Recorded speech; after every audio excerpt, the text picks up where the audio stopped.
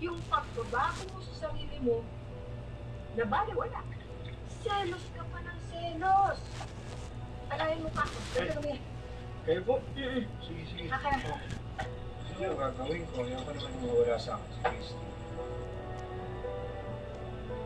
Eh, di kausapin mo. Suyuin mo.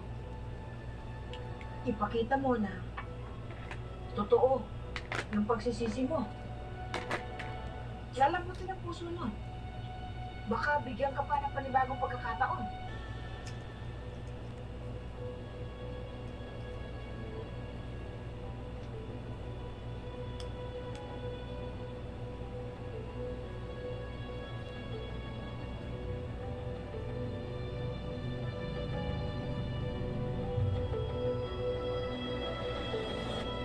Christy.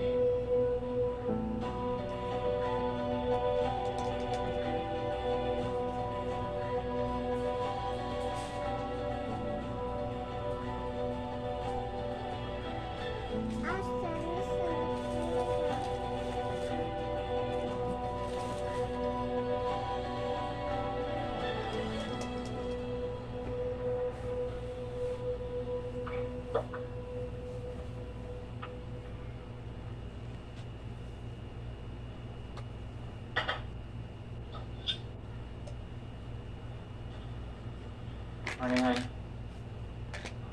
Si Junior, ano ba? Doon ka na manood ko yun sa kabila. Huwag ka manood yan. For adults yan. Doon po. Hindi, sa bubong. Ay po. Han, okay lang ba kung magstay ulit dito si Dory?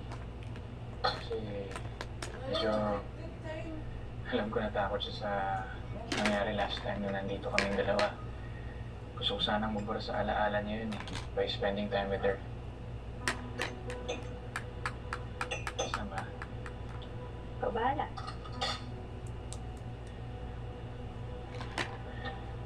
Buti nga, kumain si Christy kasi school day yan eh.